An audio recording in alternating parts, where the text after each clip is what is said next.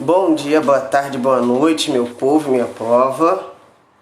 Vamos lá, bom dia, boa tarde, boa noite. Vamos aí para mais uma live, né? Hoje é uma live compartilhada, né? Bom dia, boa tarde, boa noite.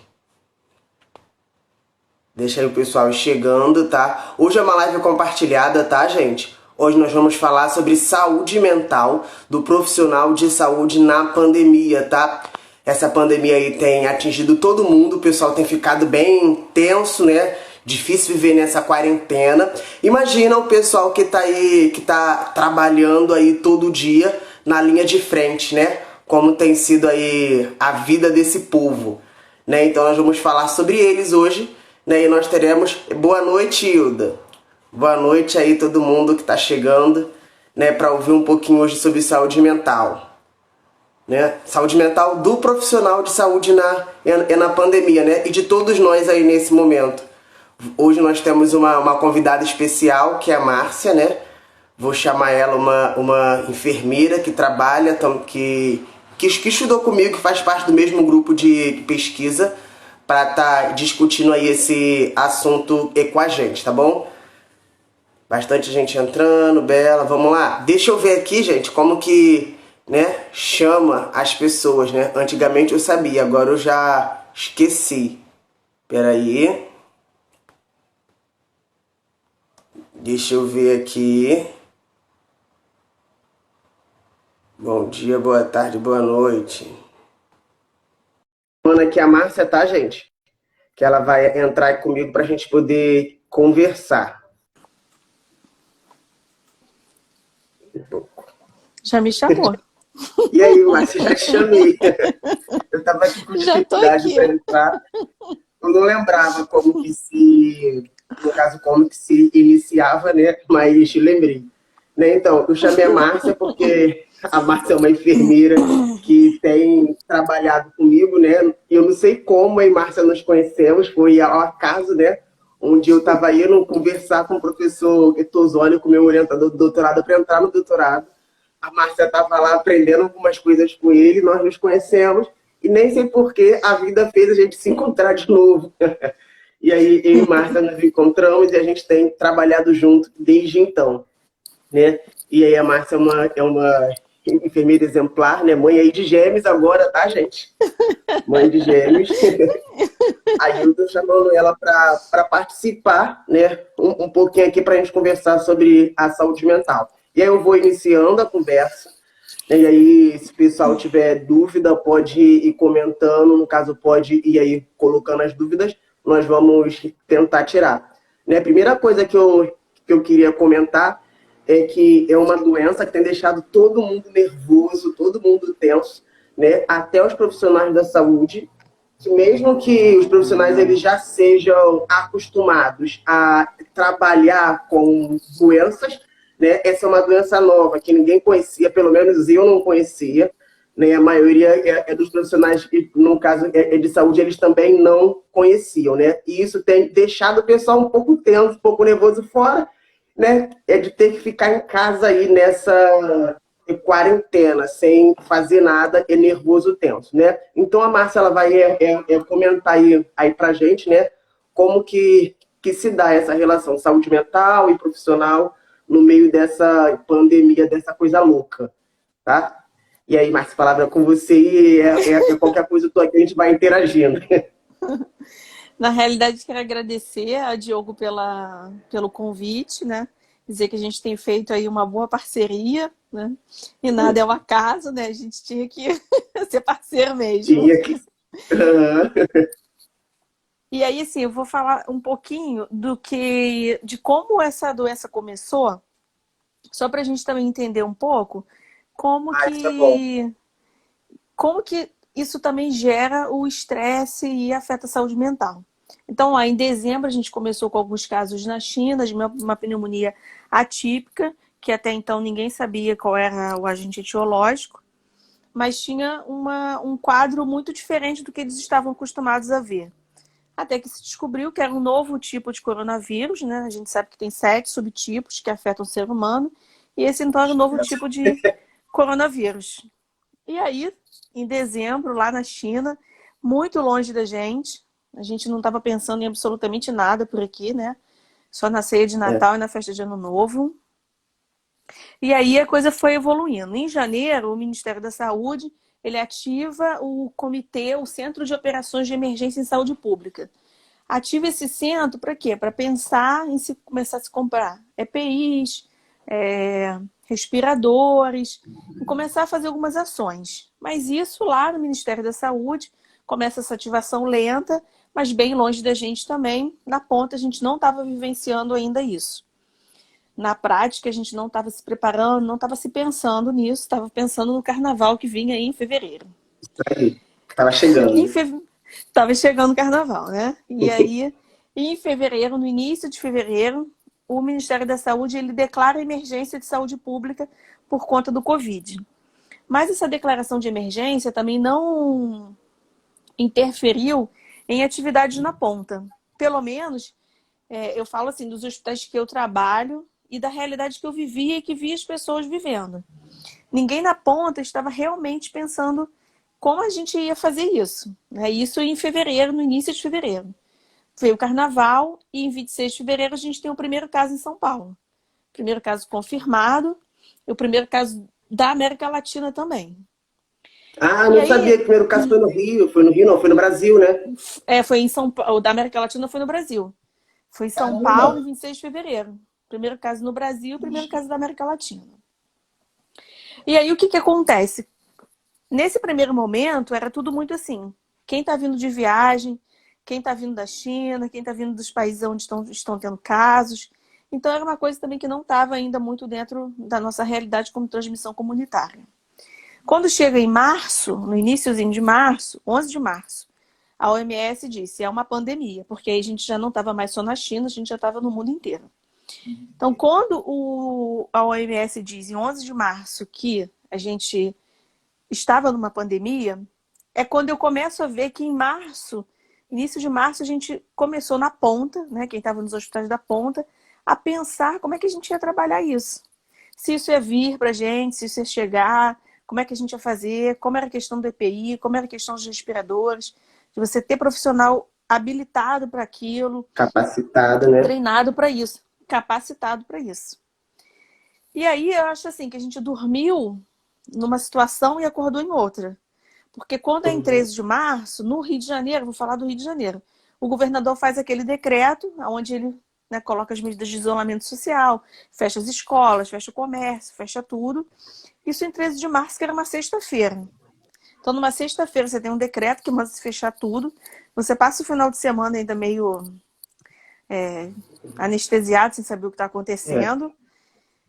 E na Eu lembro que segunda-feira, nesse sábado, né? Tu lembra, Márcia, que foi no dia 13, né? Aí eu lembro isso. que no sábado eu ainda fui pra escola, eu ainda dei aula onde eu trabalho o dia inteiro. Tava tudo normal no sábado ainda. O pessoal tava meio, acho que isso é mentira, né? As coisas ainda estavam um pouco distantes, né? Eu acho que na segunda é Uhum. que a vida não voltou ao normal e aí a gente começou a, né, o que está acontecendo. E quando você chega quando o governador chega nesse decreto, fecha tudo e tudo mais, aí você começa a ver que realmente a gente, na ponta, vai começar a ter muitos casos e como é que a gente se organiza para isso, né? Como é que a gente faz? Então, assim, só para falar um pouquinho da nossa realidade aqui, em abril, o Ministério da Saúde ele avalia o risco nacional como muito alto, né? Em 3 de abril, no Boletim Epidemiológico 6, falando só sobre Covid, então o Brasil tinha um risco muito alto.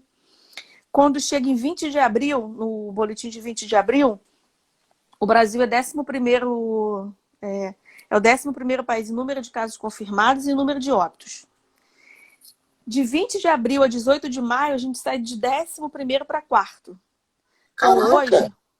hoje nós somos o 4º país em número de casos confirmados e o Caramba! 6º em número de óbitos. Sendo que a gente sabe que todas essas informações, elas têm um delay, né? Não é online Uhum. on time.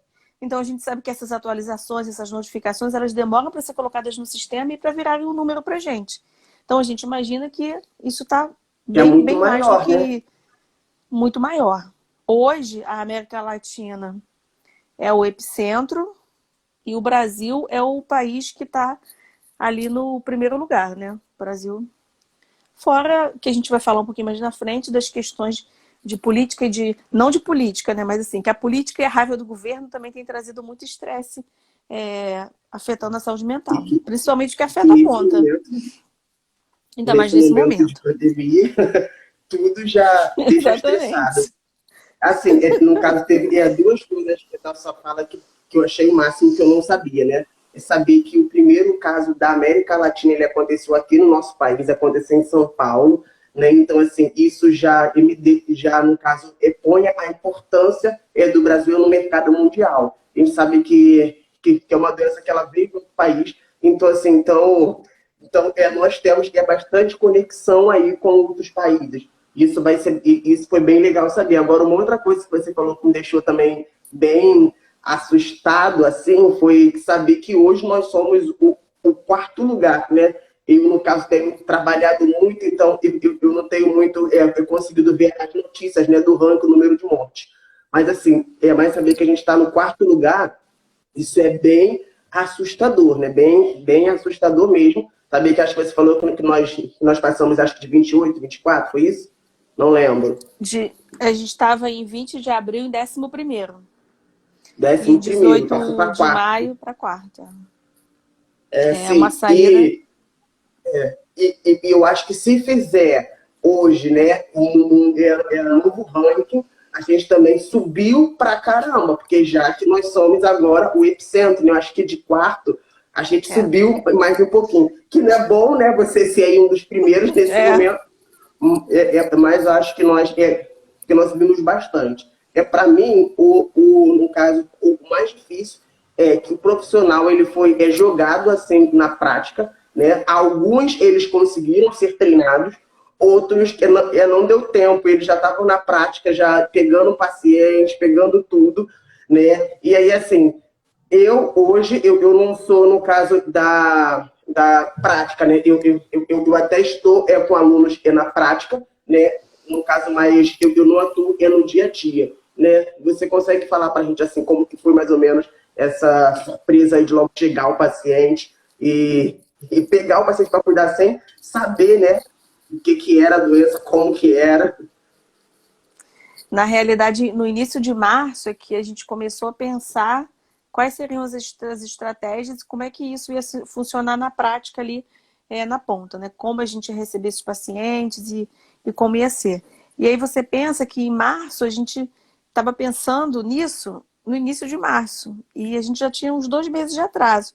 Porque acho que lá em dezembro a gente já tinha que ter pensado até mesmo para a gente trabalhar a questão do EPI. Porque a gente sabe que na nossa realidade a gente não está acostumado, a gente não tem a cultura do EPI. Então, assim, no máximo, a gente usa, um exemplo básico, vou puncionar uma veia. No máximo, a gente leva luva. Alguns profissionais nem luva levam.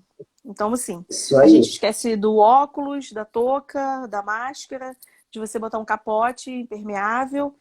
Então, a gente não tem muito essa cultura do EPI. E aí você imagina que você usa o EPI básico do básico e, de repente, do dia para a noite, você tem que sair de um EPI de só luva para um EPI de nível D ou de biossegurança 4.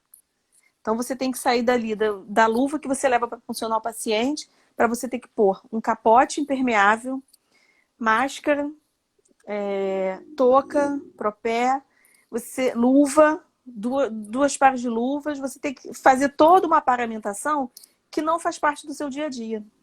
Que você não está habilitado, você não está acostumado a fazer isso. E o grande problema do EPI não é só você se paramentar, teoricamente é um pouco mais tranquilo porque você está limpo. O EPI está limpo. Mas você se desparamentar é o grande lance. Porque você tem que ter todo um passo a passo. Você não tira aleatoriamente o EPI. Né? Você tem que ir tirando, né, passo a passo aquele EPI. Imaginando que ele agora está contaminado. E que se você não tirar corretamente, você vai acabar se contaminando. Então, vários estudos foram feitos dizendo que a maior o maior risco está realmente na desparamentação. Na antessala, onde você se desparamenta, é um ambiente extremamente contaminado. E entre o profissional ser treinado, colocar esse EPI na prática e atender o paciente, foi um curto espaço de tempo. Porque se você lá em dezembro fica pensando, não teve quase tempo. Isso aí. De repente, você que ia só de luva, teve que ir de tudo. No hospital que eu trabalho, a gente não tá com aquele macacão todo, né? Mas a gente está com o capote, a máscara, o face shield, né? E touca, propé, só não tá com aquele macacão. Mas assim, você observa que o EPI, ele é um fator de estresse. Porque você conseguir articular tudo aquilo, e a gente sabe que muitos dos profissionais que estão aí trabalhando, muita gente já tem um certo tempo de prática e que não está acostumado com isso no dia a dia. Então, assim... E só de ver alguém com esse EPI todo já dá medo, né? Não, já dá medo, você parece um robô. Então, a questão do EPI, dessa questão de você se paramentar e desparamentar, é um fator que traz estresse, que traz sofrimento, que traz ansiedade. Fora isso, no início teve muita discussão da máscara. É máscara N95, é máscara cirúrgica, é que tipo de máscara. Isso também foi um fator de estresse, porque o profissional ele queria a máscara N95, né, achando assim, que eu quero a maior segurança. E aí, né, a gente sabe que a questão do insumo, da compra, do dinheiro e tudo mais. E aí, as recomendações. Pode usar máscara cirúrgica em tais momentos, pode-se usar máscara N95 em outros momentos. Então, isso também traz ali aquele sofrimento para o profissional. Saber se você vai ter o EPI adequado, né? Se você vai ter o EPI de qualidade, que realmente funcione. E você saber que você precisa realmente daquele EPI para estar tratando aquele paciente e também estar se protegendo. Então, a questão do EPI é um fator, né? É um fator que traz estresse até agora. Até agora o profissional... ainda muitos não se sentem à vontade, né, para o trabalho. Além de que é desgastante, no sentido de que você não leva um minuto para colocar tudo isso. Então você tem todo um tempo para você colocar o EPI, entrar no quarto, fazer todos os procedimentos, depois sair, se desparamentar, fazer a higienização e voltar. E como é um paciente que ele é instável, muitas das vezes você vai colocar esse EPI, daqui a pouco você vai tirar e vai ter que colocar de novo. Porque vai ter que entrar no quarto novamente, né? Então, assim, o tempo todo a gente tentava otimizar a entrada no quarto até para diminuir o uso do EPI.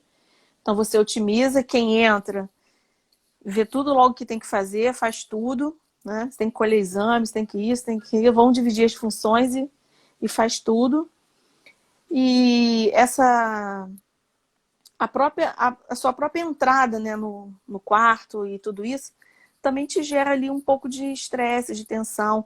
É um paciente que às vezes ele tá isolado, né? É uma doença que realmente causa um isolamento, que à medida que o indivíduo entra para internar, ele fica isolado, ele não tem mais visita, ele só tem um profissional de saúde que entra ali para falar com ele.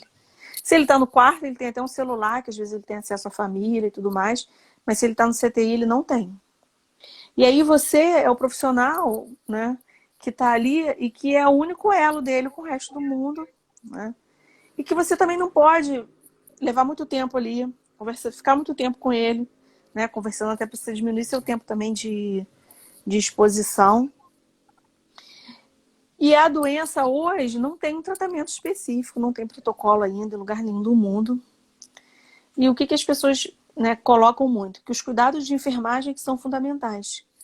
É você trazer ali conforto, higiene para esse paciente. Então hoje, a enfermagem está na linha de frente, até porque nós somos o maior número e tudo mais, mas porque o cuidado de enfermagem, esse cuidado dessa tecnologia leve com o paciente, é o que melhora ele, né? Até porque você não tem tratamento, né? Exatamente, não tem nenhum protocolo ainda fechado de tratamento. Eu acho que o pior é isso, porque a gente da enfermagem, né, a gente sempre, no caso, esteve acostumado a trabalhar com muitas doenças, né, e com vírus e bactérias até bem piores do que o Covid. né? O único problema é que, assim, é que todo o resto que a gente já estava acostumado a trabalhar, a gente já conhecia o tratamento, né? E assim, e aí chegou o Covid, que além de ser um vírus novo, a gente não conhece o tratamento e até porque ainda não tem. Então, assim, é algo que é meio que acaba aumentando o estresse por ser assim, algo meio que desconhecido ainda, né? Aí, Sim, Márcia, eu estava só um as minutinho, só para finalizar aqui uma informações. pergunta. Né? Você estava aqui falando sobre máscara N95, aí aqui tem um menino que perguntou, né, se a gente sabe qual é a validade, né, da máscara N95 no profissional. Então, Né? na realidade, isso também é outro grande nó, É, tá? grande Por nó. quê? É um grande nó. A máscara, qualquer uma delas, se tiver molhada, se tiver úmida, ela tem que ser trocada. Então, inicialmente, o que a gente fazia? Cada atendimento, a orientação era descartar a máscara. Só que não é uma máscara barata. E começou a Não tem faltar. tanta máscara, né? Então, aí começou a faltar o insumo.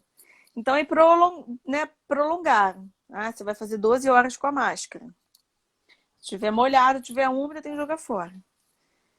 E aí, o EPI faltou, escasseou, não tem quem venda, não tem como chegue. Ah, então você vai usar 24 horas a máscara. Então, na realidade, hoje, tem lugares que estão utilizando a máscara, se ela continuar seca, limpa e tudo mais, até de um plantão para o outro. Você faz lá, coloca ela no envelope de papel. Na realidade, surgiram várias técnicas, né? Técnicas do É isso que eu ia Tupperware, falar. silica, Uhum. enfim, várias coisas. Mas o mais adequado é mesmo botar a máscara num envelope de papel. E aí o pessoal desenvolveu várias técnicas também, fizeram uns envelopes de folha de ofício, né? De folha de impressão, com uma aberturinha, que você bota o elástico para fora e pendura. O grande lance é assim, você quando for recolocar essa máscara que já foi usada uma vez, é você tomar todo cuidado para não encostar nessa máscara na parte que está contaminada. Para que você também não se contamine. Então, a máscara N95 hoje também ela está aí dentro desse limbo que cada lugar está fazendo de uma forma, porque a gente Hoje escasseou o está EPI. sendo adaptado, né? Porque na Exatamente. verdade, assim, a gente não tem da onde tirar, né? A China, que era o maior produtor, agora que ela voltou a produzir, porque quando lá, no caso, teve o grande boom, o que eles fizeram? Então, nós vamos produzir, mas vai ficar tudo só para gente. E eles não exportaram os EPIs, né? E assim, e eles utilizaram tudo, e quem tinha, tinha, quem não tinha, não vai ter mais até que eles voltem a fabricar. Né? E aí, assim, tem preço, né? Além da oferta e da procura, que a gente já conhece Sim, aqui no nosso país, né? E aí, exatamente. assim, ficou mais difícil. Até porque EPI em uma unidade pública já era algo escasso, né? E aí, quando você vem aí uma pandemia que precisa de vários EPIs, a gente se depara com esse problema e nós temos que dar o tal do jeitinho brasileiro, né? Mais uma vez aí até com a máscara, né? Adaptando para utilizar mais de uma vez. Agora, é Mais uma claro, vez. né, que assim, ela não vai ter o mesmo fator de proteção, mas com certeza ela vai servir aí para proteger esse profissional de alguma forma, né? O mesmo Sim, fator ela não vai ter, porque usa, bota, guarda, tira e bota. Né? Vai ter alguma alteração aí. exatamente. É. Mas vai Então a funcionar. máscara hoje está sendo. A máscara hoje está sendo esse limbo. Então, assim, a falta de insumos é uma coisa que gera o estresse, porque você quer prestar assistência, você quer prestar uma assistência de qualidade e você não tem o material adequado, né? Isso aí é uma coisa que a saúde mental fica prejudicada. E a gente aqui não tem, assim, essa questão também do isolamento, pra gente, é uma coisa muito nova, né? A gente nunca viveu isso. Alguns outros países, eles até vivem isso. Ah, tem Uhum. nevasca, tem furacão, tem tsunami, fica todo mundo dentro de É casa. verdade. Aqui, aqui a gente nunca teve isso. E assim, esse vírus tem uma transmissibilidade muito grande, né? E um poder de Uhum. infecção também muito grande. Até alguns especialistas estão dizendo que daqui a um tempo, para o próximo ano, ele pode virar uma doença endêmica. Como a gente Caramba. tem aí Zika, chikungunya, dengue, que a gente não tem vacina. Então, a gente pensar que a gente tem, né, já convive com dengue, zika e chikungunya sem vacina. E que o coronavírus ele pode se tornar um vírus endêmico no país e sem vacina. Jesus. Que de tempo em tempo a Difícil gente vai pensar, ter. né? Que de tempo em tempo a gente vai ter alguns casos. É só a gente pensar lá na epidemia da gripe espanhola, que até agora foi, né, a maior pandemia que a gente teve. Essa com certeza vai, né, perpassar.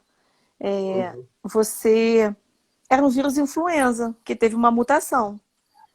Mas hoje a gente tem uma vacina para influenza. Cada ano a gente tem, porque é um vírus que muta muito, mas que ele não tem esse poder, né, de infecção, esse poder de transmissão, como tem esse coronavírus. A mesma coisa o H1N1, que a gente não teve tanto alarde com o H1N1 por conta mesmo do poder de infecção que é totalmente diferente desse vírus, né? Ele é transmitido muito rapidamente e ele infecta muito rapidamente também. Agora, Márcia, E você falou uma coisa que foi muito legal, né? Eu tô adorando a sua fala, que você está me despertando várias coisas que eu não tinha percebido, né? Agora você pensa, foi o que você falou, que talvez aqui a quarentena ela tenha sido tão difícil por conta disso, né? Porque Estados Unidos tem aquelas que devastam, que ficam, no caso, em casa uma semana, sem sair, tem aqueles trapos que eles têm que ficar em casa. Aqui a gente nunca teve, então a gente está sendo pior ainda, pior do que para todos os países.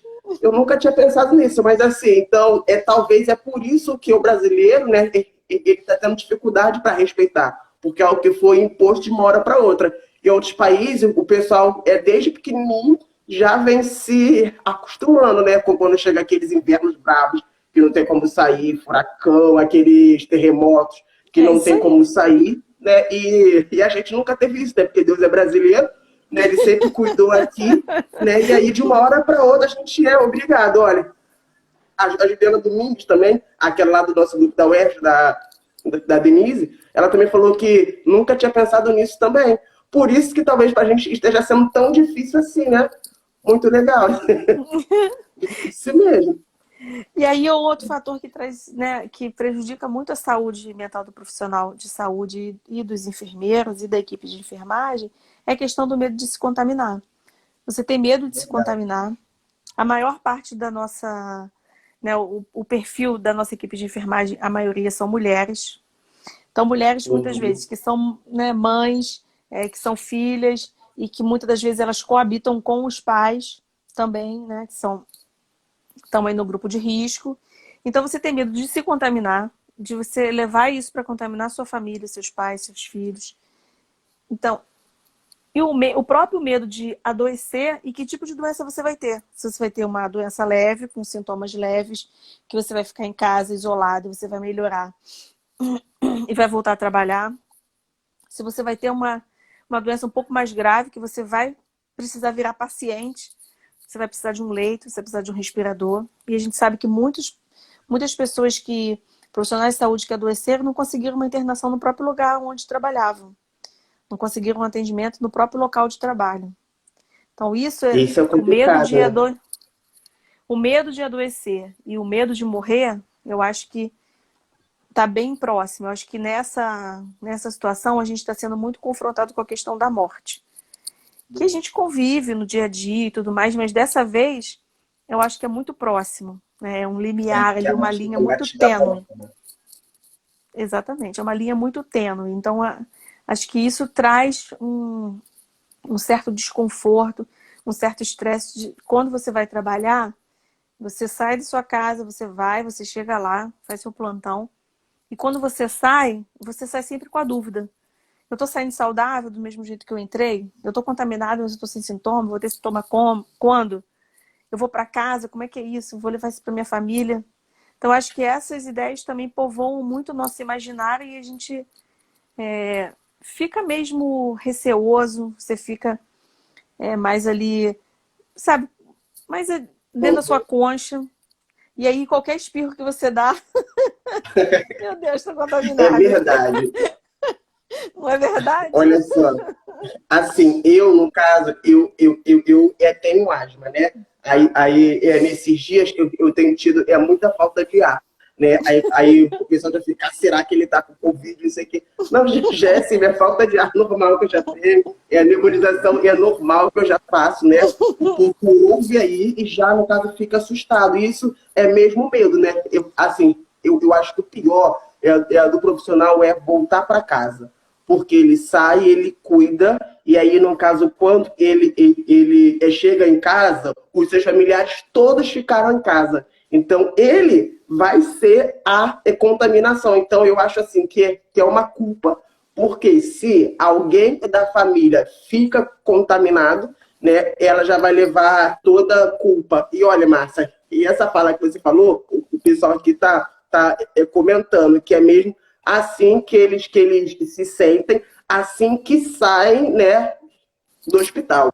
Que o pior é nem entrar, é sair. Eu acho que o pior não é nem sair, é chegar em casa, e aí você se deparar com mãe, marido, filho, que ficou em casa, e aí é você ser esse portador. Né? E aí você pensa, se alguém que ficou em casa pegar a doença, aí pronto, né? Aí que essa culpa ela vem à tona e dá para adoecer mesmo o profissional por conta disso, né?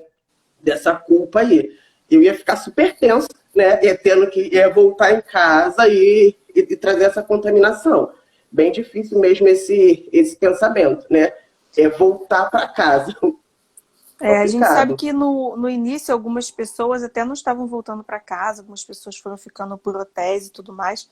Mas isso hoje é uma Uhum. coisa que não dá para sustentar, né? A gente, né, na situação que a gente está, com as questões econômicas, enfim, com esse monte de contratação de gente que não está recebendo, não tem muito como isso. Você tem que voltar para casa. E aí você tem que voltar com todo esse cuidado, né? E aí a gente chega em casa, tem tudo, né? Toda aquela desparamentação também. Não só quando você Uhum. vem do hospital, quando você vem do hospital, pior ainda, né?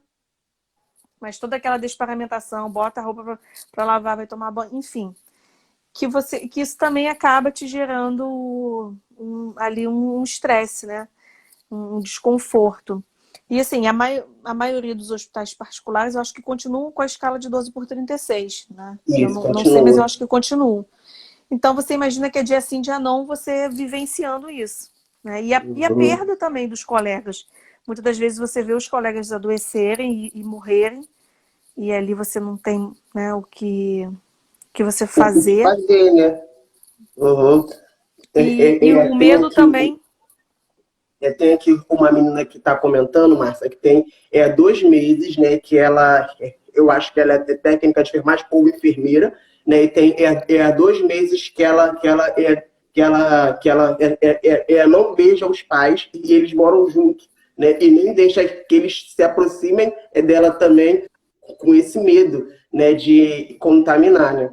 2 meses, olha quanto tempo isso morando dentro da casa dos pais. Como que isso não tem sido estressante, né? O nome dela é É, Vini, essa menina que comentou aqui.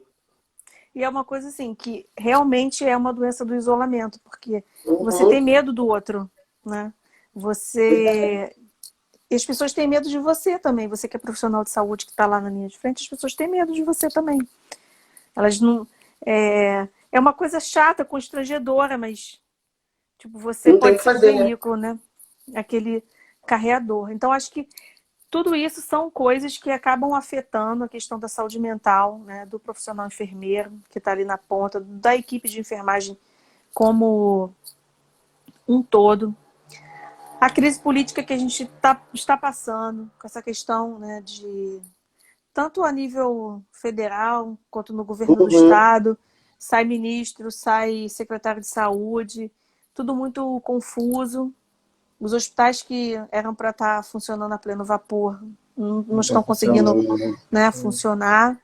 Os dados que a gente não consegue na velocidade real colocar no sistema, porque o sistema hoje dessas notificações, ele não é informatizado. Ele é ficha, ele é papel, e é mais uma demanda. Né? Você tem que preencher aquele papel vai para a vigilância de saúde, aquele papel anda, até você conseguir fazer as notificações, né? Colocar isso num sistema.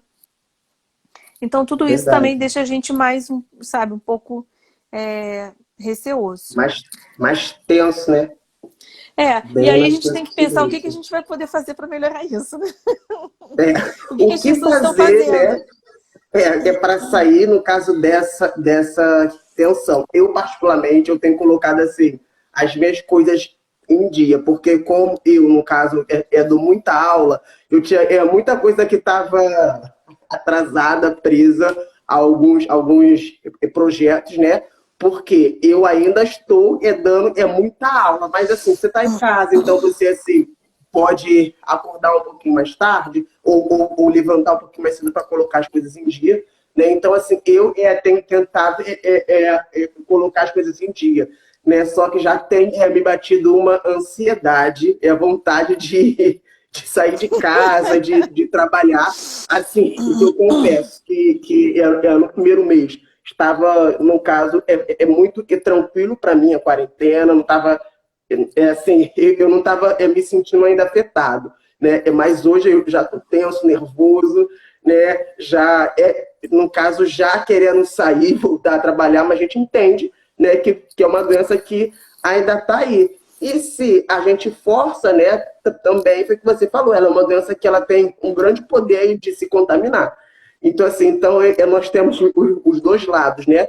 Todo o medo no caso, todo o estresse, né, que o profissional fica, e também da pessoa que está em casa, que também fica estressada e fica nervosa querendo sair. E ainda mais do estudante, né? Agora eu vou falar um pouquinho do estudante, que tem muitos gente aqui no meu canal no meu Insta, que são estudantes, né?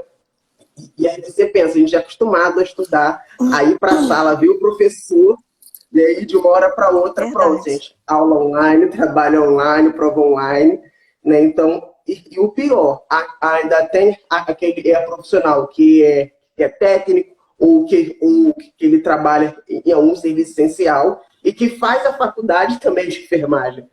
Ainda tem, no caso, tudo isso aí ainda Dupla na jornada. mente como dificultador, né? Bem, Vo- complicado isso. Você tá até com saudade do trem, né? Eu tô com saudade do trem, tô com saudade do metrô, eu tô com Tá com saudade saudade? das coisas cheias lá de todo esmagadinho, da UERJ aí pros lugares. Nunca tive tanta Exatamente. saudade. Mas Mas assim, assim, é assim mesmo, né? nesse momento, a gente sabe que é um momento crítico que você está pensando, primeiro na questão dos insumos, né, dos EPIs, dos respiradores e salvar as vidas das pessoas que ficaram doentes, ou das pessoas que estão doentes ou estão adoecendo. Mas eu Uhum, acho que pouco gestor, poucas pessoas estão pensando na saúde mental do profissional. Não só nesse é momento, verdade. porque eu entendo que nesse momento a gente tem que realmente correr contra o tempo para estar salvando as vidas, mas num segundo momento, né, quando tudo isso acalmar, pós-pandemia, o quanto a gente vai ter de pessoas realmente afetadas, com síndrome É do verdade. pânico, com outras doenças ocasionadas por conta É. dessa situação. Então, eu acho que Uhum. mesmo nesse momento, alguns gestores ou algumas pessoas deveriam estar pensando no que você fazer para ajudar esse profissional a ter uma boa Pós-pandemia. qualidade de saúde mental, até nesse momento. Você ter alguma disponibilização de serviços ou de roda de conversa, até no próprio serviço mesmo, para você fazer uma Uhum. catarse daquilo que você vive. Né? Eu sei que o É. Estado disponibilizou um canal, mas eu realmente não sei como funciona, mas eu sei que eles disponibilizaram um canal, não sei se é só para o funcionário do Estado, mas você não está vendo isso. Eu até entendo que é um momento que tem tanta coisa para ver Que não que tem isso parece como, que né? fica um pouco para trás. Mas como a gente sabe que cada um vê uma coisa, cada um pensa uma coisa, eu acho que algumas pessoas poderiam estar também se mobilizando para você realmente estar vendo essa questão da saúde mental do profissional agora, nesse momento. E mais na Uhum. frente, eu acho que a gente vai ter sequelas, assim, vamos ter sequelas físicas da própria doença, do próprio vírus, mas a gente vai ter uma grande quantidade de profissionais com sequela mesmo mentais nessa questão, porque até quando você adoece e você volta a trabalhar, como você volta a trabalhar depois que você adoeceu? Sabe? Que você ficou, sei lá, pode ter ficado só isolado em casa 15 dias, mas você pode ter ficado 4, 5 meses internado. Né? E as É internações da verdade. doença são internações longas. Por isso que a gente tem problema de leito, porque não tem uma alta rotatividade. A menos que o sujeito interne muito grave e morra, mas se não, Ele vai tem ficar lá, internações né? de longa permanência. Né? Internações de longa 15, permanência. 20, 30 dias, né, no hospital. Aqui, Márcia, É. tem uma menina que ela falou assim, que no caso, o pior disso tudo é separar. Por quê? Porque você fica em casa, trabalha em casa, estuda em casa e você mora em casa. Então, no caso, fica tudo sem limite. Né? Então, isso também gera um estresse, essa falta de limite, né? Porque, no caso, porque era assim antes. Você sai, né, de casa, trabalha, e quando volta, você saiu do trabalho. Agora não. Seu trabalho está ali, a sua escola, ela está ali, você não tem limite, né? E aí isso também vai auxiliar. E você falou uma coisa certa. Agora, já caminhando para o final, a gente só pode fazer 50 minutos para ela ficar gravadinha aí, tá? Então, Tá. assim, porque senão a gente, no caso, vai perder a live, o pessoal tá pedindo para gravar, né? Então, assim, só para Vambora. a gente poder ir caminhando, né, para o final, eu acho assim que o que você falou uma coisa certa. Nós temos que pensar no depois, né? Porque esse vírus ele vai chegar, ele vai passar, e a saúde mental do pessoal, no caso, como que ela vai ficar, né? Como que vai ser assim, depois, né? Então, nós temos que pensar aí nos psicólogos, no pessoal aí que trabalha com a área da saúde mental, para nos dar esse suporte pós pandemia. Muita gente nervosa, com síndrome do pânico, que perdeu os familiares, né, e que não estão tendo suporte agora para lidar com o luto, né? Depois disso, como vai ser? Né? Então, acho assim que pensar nesse depois, eu acho que é o essencial, né? Como você falou, não só pensar só no agora, mas no depois, né? O que fazer depois pela saúde mental desse povo todo que tá na linha de frente, se mostrando forte, mas ninguém sabe que na mente do povo como que tá, né? E aí, assim, a gente meio que não sabe o que fazer depois. Só para a gente finalizar, você tem alguma dica, alguma coisa aí, o que você acha, na sua opinião, que pode ser esse depois aí? Eu acho assim, eu penso mais no momento, eu acho que as pessoas têm que, quando voltam para casa, se desligar um pouco, né, dessa questão das notícias e tudo mais.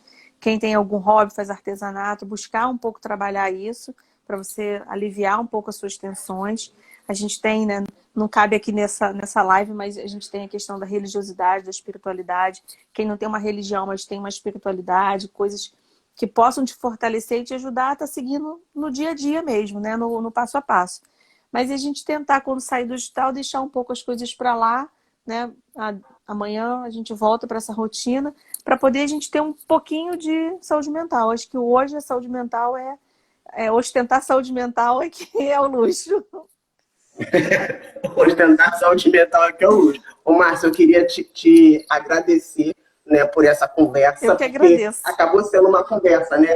Que nós tínhamos pensado que ia ser uma entrevista, né? Que a gente ia ficar fazendo perguntas, mas assim, foi uma conversa mesmo. E você, assim, no caso, você teve um ótimo ponto de vista de coisas que eu nem fazia ideia. Eu acho que o pessoal também está assistindo de coisas que a gente nem pensava, que você abriu aí os nossos olhos. Te agradecer por ter aceitado participar aqui dessa live comigo e assim, por ter nos ensinado tanto. Só aí, em 45 minutos, nós aprendemos muito com você. Tá? Obrigado, Márcia. Foi ótima essa conversa. Aqui, até a Virginia está falando, né, que foi ótima, que ela adorou. Mas foi muito boa mesmo, tá, Márcia? Foi assim, Que bom. calmo, tranquilo, que eu nem vi o tempo passar. Tá? Obrigada aí É verdade. ter Eu que agradeço o participado. convite. Tá, Márcia? E segue a parceria, tá? Tem muito trabalho. Isso aí. Segue a Já vou te parceria, que é mandar muito e-mail. trabalho. Tá. Tchau, tchau, Então tá, um gente. Tá, beijo. obrigado por Tchau, tchau. participar. Até a próxima. E ela vai ficar aqui gravada, tá bom? Tchau, tchau, Tá gente. ótimo. Obrigado. Tchau.